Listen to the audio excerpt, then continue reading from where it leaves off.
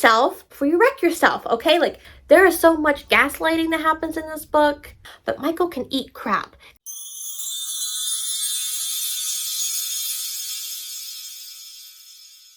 Hi guys, welcome back to my channel. My name is Katie, and in today's video, I want to talk about all the recent books that I've read recently, back from February all the way up to now. Usually on my channel, I will do this every other month because I just don't read enough during the month to do like a monthly wrap up. Props to you if you can, but this girl can't. So I usually do it, I'll put 2 months together. So basically what I do, I talk about the book, I give you my rating, I give you a little synopsis about what the book is about, you know, if I liked it, if I didn't. And I always start chronological, so I go back from February, work my way up. So sometimes February books, I don't remember as much because it's been a while. It's been a while, but, you know, I try my best here. That's all that matters, you know. So let's just get into the books that I've read recently. So I need to take you back to about January 31st because I had just finished a book from my January TBR, and I had yet to film my February TBR. So I didn't know what I was going to be reading.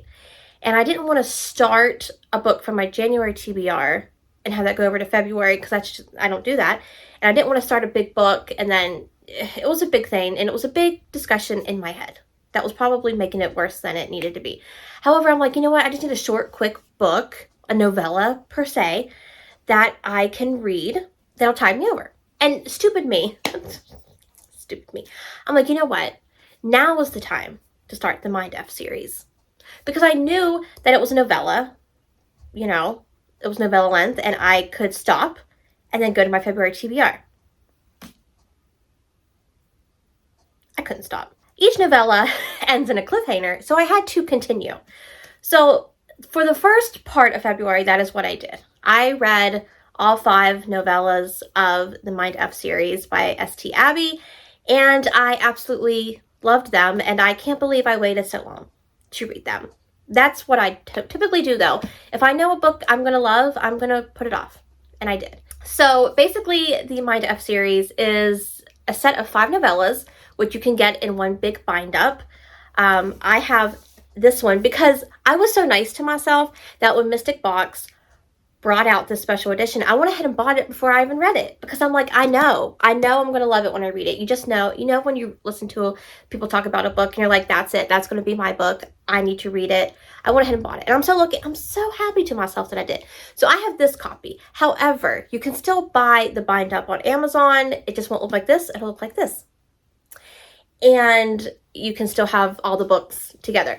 So this book is following Lana. Okay, Lana is a serial unaliver.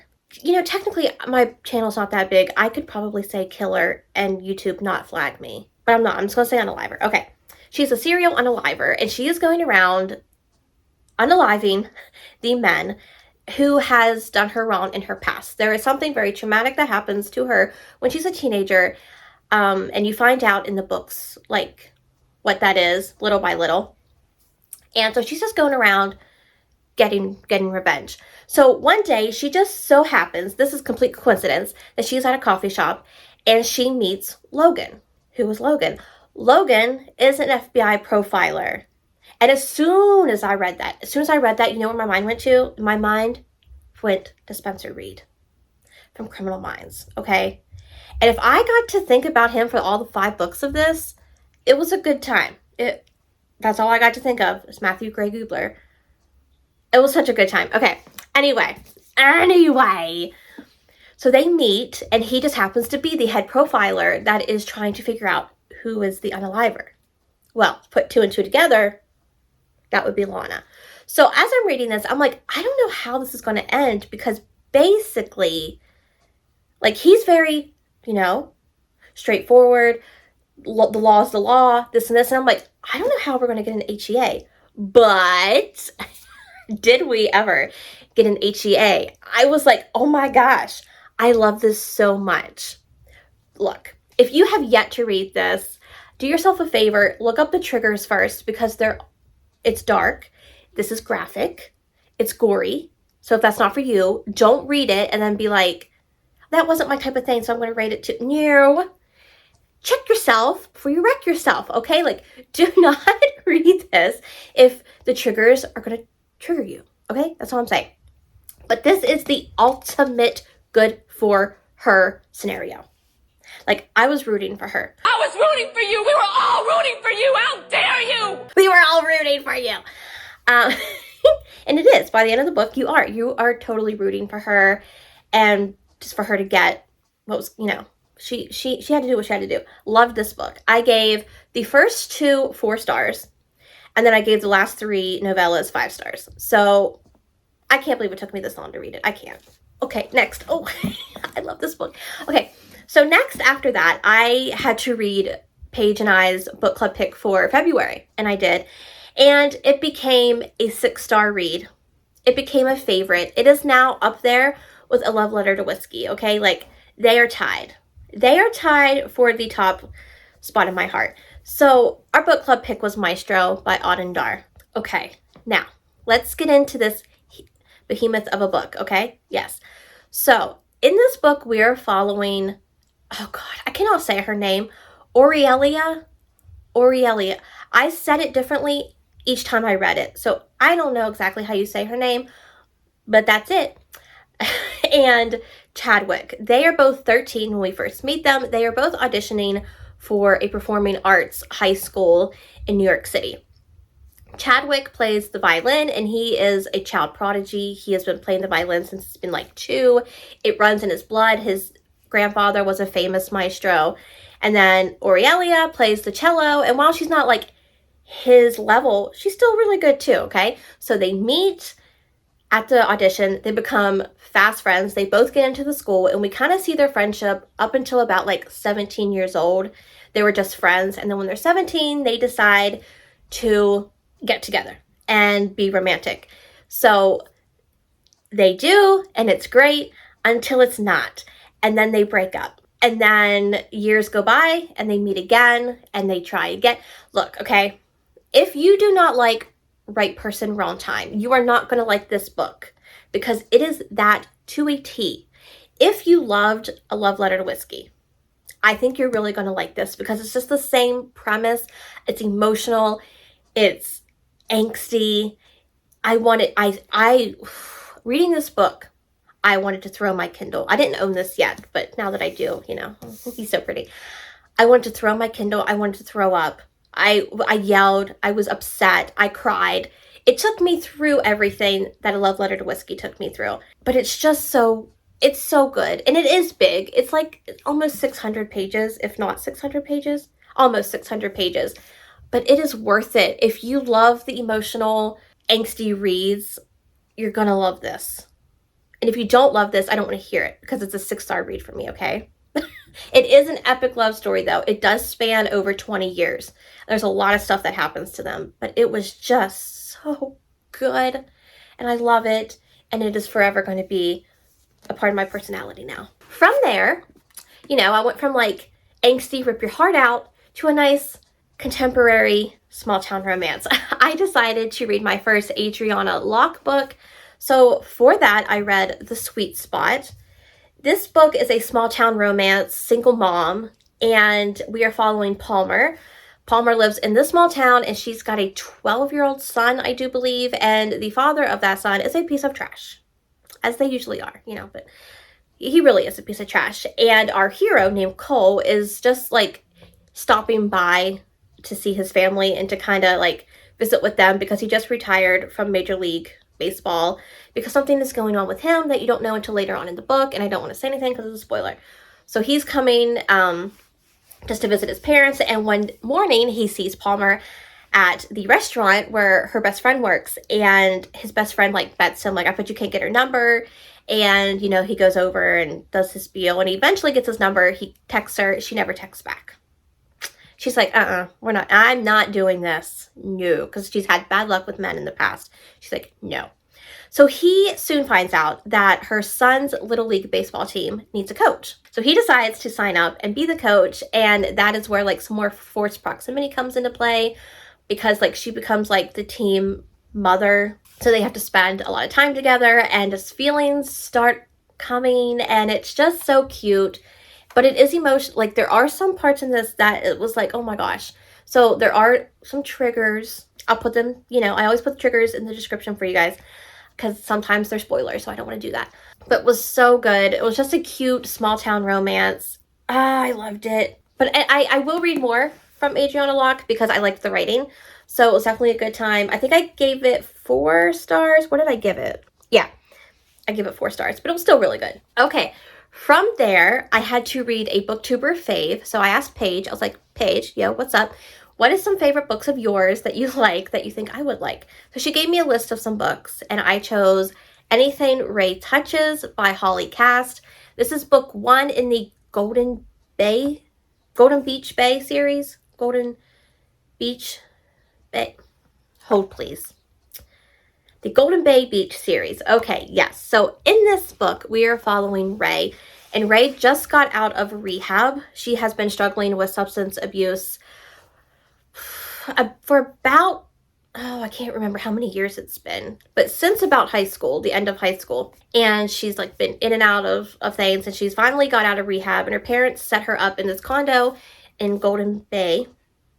And when she's there, the last person that she ever thought she was going to come across is living there as well. And that would be our hero. And I can't remember his name. Is it Alex? Why do I feel like it's Alex? But why do I also not feel like it's Alex? Because it's not. It's Miles. Okay, Miles. So, we know something happened back years ago in high school between him and her, but we don't know what it is, what happened. We just know something did. And when he sees her, he is just smitten. He's a smitten mitten. He is a cinnamon roll type of hero, but in the bedroom, he's more of like a take control kind of guy, which Rae likes because she can let herself kind of go and not have to worry about anything. So that was like, it was like, oh, he's very sweet. Oh, and he's very spicy. He's just sweet and spicy. But this book does deal with topics of like grief and substance abuse. So like, just be forewarned of that. But honestly, this book was just so, I don't know, like, I loved the writing. I loved their relationship. I love Miles because he's just so nice. And he falls first and he falls hard for her. And it was just, oh, I loved it. I loved it so much. And there's like a scene in the book where they're on a Ferris wheel. And I'm like, logistically, how is this happening? Without anyone like really seeing. But also, like, I'm like, sir, you can ride with me anytime, okay? That's, I love this book. Did I give it 4 stars? I did give it 4 stars just because, like, to me, 4 stars is great. I'm just never going to, like, reread it. So, like, a 5-star would be like, oh, I want to reread this and, like, live it again. But 4 stars was still good. And then after that, I read our March book club pick, which was The Housemaid. But it's gone now. I have already read it and it's out of my house. So you're going to have to see the picture for this. The Housemaid is by Frida McFadden. I've heard so much about this book that me and Paige were like, we'd have to read it and see what this is about because there's so much hype. So in this book, we are following Millie. I think it's Millie. I can't remember now, but I think it's Millie. And she has a past. We don't know much about her past, but we know she has a past. And she's looking for a job and she finds one with the Winchesters. I don't know about you, but anytime I say Winchesters, I think of Supernatural. It's just how it goes. Okay, so the Winchesters, we've got Andrew and we've got Nina and we've got Cecilia. When she comes to work for them, like the first thing they do is like take her up to her room, which is the attic. And that's where I would have been like a hard no because like you got a guest room. Like, no. But they take her up to the attic. She notices that it doesn't lock from the inside. It only locks from the outside. It's another red flag, but that's okay. It's okay. So she's like, okay, I got this. We can do this. And then like she sees nail marks on the door, like where someone. I would have been out so fast, but okay, Millie, you do you know. So she starts working for them as the maid, and just I felt like I was going crazy in this book. there is so much gaslighting that happens in this book, but like it's all for a good reason. And like once you know the twist, it's like, oh, that makes sense of why it was happening. But at the time, I'm like, I know I'm not crazy. And I know she's not crazy because I know you did not tell me to do this, even though you just told me you told me. I know you didn't.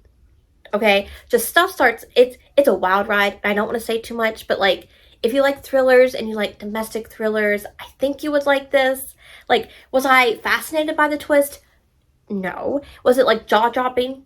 No. But I still had a really good time and I gave it 4 stars, and I do want to continue with the next book because they say that's even better. So hopefully it will be. But yeah, it was like it was a fast-paced thriller. Like I read it, I wanted to keep reading to find out what was happening. The writing was good. So it wasn't nothing wrong. It was just like, wasn't like jaw-dropping thriller. And that's what I'm looking for. I'm looking for a thriller that's going to have my jaw on the floor. That's what I want. And it's just not happening right now. So it's sad. It is very sad. Okay, the next book that I read was The Homewrecker by Sarah Kate. I am on her ARC team, so I got an ARC of this and I read it before it came out. In this book, we are following Cole and Briar. No, we're not following Cole. His name's Caleb. Caleb and Briar. Caleb was and is, not was, he's still alive. Caleb is Adam's brother from the first book. I think it's his younger brother. And him and Briar have been together for 10 years. They just kind of reached a point in their marriage where it's just kind of, it's stale. It's stagnant. Like they're going through the motions of like being intimate, but like the only thing they're doing that for is so they could get pregnant. And she's having a difficult time getting pregnant. So like there's just no connection there. Enter Dean. Dean works at the sex club that from the first book we remember this. Yes, okay. You don't have to read them in order, but like it's nice to get the whole picture. So like you don't have to, but it's nice to get the whole picture. And he is like, he's like a male escort. So like he is doing his thing every night, and he's just not, and like not that he ever really enjoyed it, but like it's just not fulfilling him anymore. Like he's lonely. He lives with his dad, and there is a fire at their house. And his dad's like, you know what? You don't have to take care of me anymore. I want to go live in a nursing home. You just take care of you. And he has nowhere to live except Caleb and Briar has an apartment like above their like garage, like an attached thing. And Adam was like, hey, Caleb, can you let him stay there for a little while? So they do. But a little tidbit you need to know about Dean is that Dean was Caleb's little brother Isaac's boyfriend when they were younger. I mean, they weren't technically together because like Isaac wasn't out. But like Dean and Isaac were always like together, and Caleb had found them fooling around. And that's what caused like a rift between Dean and him, because Dean thinks that he was the one that told his father, and that's why Isaac had to leave. And that's not the case, you learn, but there's a rift between them. But however, Caleb's got a little secret because he finds Dean very, very attractive. And so does Briar. So Dean's like, you know what? They soon all talk about this, and he's like, I think I can help your marriage. So we get a little MMF in this book. It's not little, it's a lot, actually. It is an MMF book, and it is a marriage in trouble. It is like a bi awakening. It's all the things, and this book was steamy. Whoo, ma'am. At the end of this book, Sarah Kate in the acknowledgements was like, I did not plan on this being my steamiest or longest book, but it is. And she's right. It is. Like, she goes, I did not mean to write 4 back-to-back steamy scenes and then do it again. So yeah, you get like 8 back to, it's a lot, man. If you don't like spice, do not read this book and then be like, it was way too spicy for me, because it is. She's a spicy time. But it was a good time. Did I give it 4 stars? I'm pretty sure I did, yes. And it set up the next book, I think, really nicely. So I'm excited to read Luke's book. And Luke is actually Caleb's twin brother. So I'm excited to read that book. But it was a good time. I always enjoy Sarah Kate's writing. It's just a good time. Okay, the last book that I read was Storm by Carrie Ann Cole. This is book 1 in the Ashes and Embers series. So in this book, we are following Evelyn, and Evelyn is on her way to like a business convention, and she gets lost. The GPS, like, it's crap. And which reminds me, when was this written? I never saw, but it seemed like it was like a while ago. Okay, 2014. That makes sense then. That makes more sense as to why like she would have a connected GPS in her car and not a GPS in her car. That makes more sense. Okay, so she gets lost in the snowstorm and like her car goes off the bank into a ditch, and this big, burly, tall, muscular, tattooed, long-haired man comes to her rescue and is like, hey, you can't stay here. Let me help you. You know, you can come to my cabin and we can call somebody, whatever. And she's like, at first she's like, no, you serial killer, psychotic man, no. But then she's like, well, okay, I actually have to. I have to. So, okay. So they get to his truck and a deer comes out. He has to swerve and they get trapped in his truck for about 2 days because the snowstorm is a heck of a snowstorm and they cannot go anywhere or do anything. Luckily, he just went to the grocery store, so they do have food. And a big old wolf of a dog that just helps them stay warm. But, so they're in this truck for 2 days. They're talking. Little does she know that this dude right here is the lead guitarist of the Ashes and Embers band. Like, he's the bad boy guitarist. You know, he's the one that's seen with all the girls all the time. And she has a boyfriend of 12 years named Michael. But Michael can eat crap because he was terrible. He was a terrible, terrible boyfriend. Thank you very much. So there is, okay, how do I explain this? He falls so hard, so fast for her. So hard, so fast. And he just wants to give it a go. He's just like, there's something about you. I just don't know what it is. They're like texting once she gets back to like her regular life. And he's like, you're it for me. And she's so conflicted because she has her boyfriend of 12 years. But at this point, girl, if he ain't put a ring on it, he's not gonna. It's been 12 years. But, so, is there cheating? Technically, yes. If we're gonna get technical with the technical term of cheating. However, they had not been intimate in a while. So, like, the emotional connection was gone between her and Michael. And he doesn't do, like, anything. Like, they kiss, but that's as far as it goes between Storm and Evelyn before she's single, okay? So, like, technically, if you're gonna get technical, it's cheating, but, you know. But there is a caretaking scene in this book, and it's the cutest thing ever. He is so sweet to her. It is short. This book's so short. It's under 300 pages. I gave it 4 stars. Like, I liked it. I didn't love it. I don't really know why I didn't give it 5 stars. But I did give it 4, so it's not like it was terrible or anything like that. So, but I am definitely going to continue with the series because each bandmate has a book. So, and this whole time, like, so he is tatted. Like, he is tatted. And he's got long hair. So I just, like, automatically thought of Jason Momoa the whole time I was reading this book. And he never once does he say he's, like, Hawaiian. Is Jason Momoa Hawaiian? Because if he's not, now I'm going to feel bad. But, like, that's who I pictured the whole time reading that book. And I had a good time. So that's all that matters. So those are all my recent reads. Those are the books that I've read recently that I enjoyed. Actually, I enjoyed all of them. It's not like none of them were, like, terrible. So let me know down below if you've read any of these, or let me know what are some of your recent reads. Or if you just want to leave me an emoji to let me know that you were here, leave me the guitar emoji because Bad Boy Storm is a guitarist and we love him. So just to let me know that you were here. If you enjoyed this video, be sure to give it a thumbs up and consider subscribing if you're new. I would love for you to stick around. My social media is linked down below as always. My Goodreads, my Instagram, and that TikTok it's giving me a hard time. I just don't know if I'm going to keep the TikTok, guys. It's hard. It's a hard one it's a hard pill to swallow. I just don't know if I'm going to keep it. But I hope you all are having a great day or evening, and I'll see you all in the next one. Bye, guys.